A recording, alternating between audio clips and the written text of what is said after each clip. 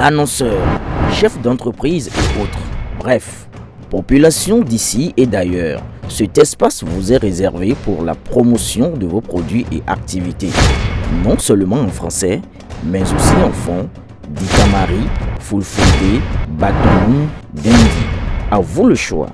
Pour en savoir plus, veuillez nous contacter au numéro suivant 97 64 79 91 ou 97 17 51 35. Il y a tentative à corrompre, à organiser un coup d'État.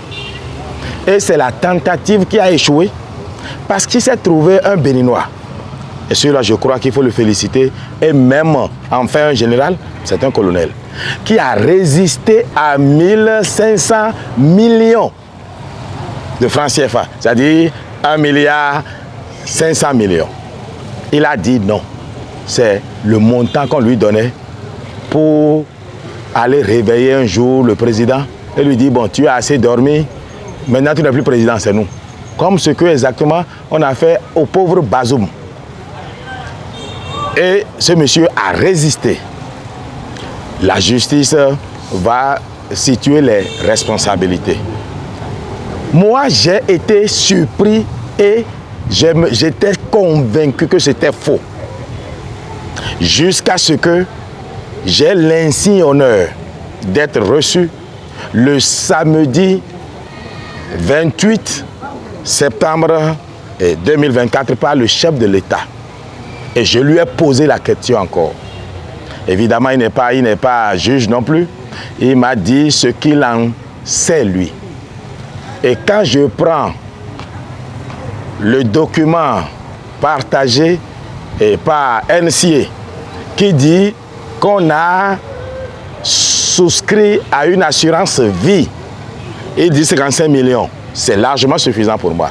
55 millions d'assurance vie sur la tête du commandant de la garde présidentielle. Le Bénin n'est pas en guerre. On n'est pas l'Ukraine. On n'est pas en Israël. Et on n'est pas en Palestine. Mais qu'est-ce qui peut justifier le besoin de prendre une assurance vie à un commandant de garde présidentielle? Ça voudrait dire qu'il y a une activité qui pourrait être cause de mort. Au fait, ça, c'est moi qui fais une déduction.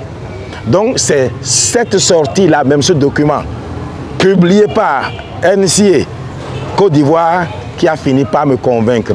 Quand j'ai parlé avec le chef de l'État, ce qu'il m'a dit m'a convaincu. Mais je voudrais dire ceci. Je n'ai pas vu un président qui est dans la complotite.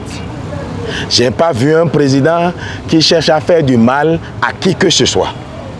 Je n'ai pas vu un président qui veut se venger de ceux qui auraient suivi ceux-là qui se sont égarés aujourd'hui. Le président Talon a la main tendue à tout le monde. Comme un père aimant, il est prêt à pardonner même les brebis qui à un moment donné s'étaient égarées.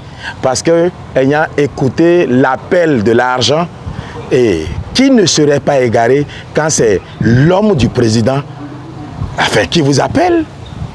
Donc c'était difficile. Donc je veux juste rassurer chacun pour la disposition d'esprit que j'ai vue chez le président. Et c'est le psychologue qui parle. Le président ne m'a pas dit de vous dire ce que dit là. C'est ce que j'ai retenu de nos échanges. Moi par contre, je voudrais conseiller à chacun, ceux qui étaient dans l'égarement, appelons un chat par un chat, au B26, je leur demande, s'ils sont du BR, d'aller vite faire allégeance à leur parti, à travers son président et son bureau. S'ils sont de UPR, aller faire allégeance au président de leur parti et aussi au bureau.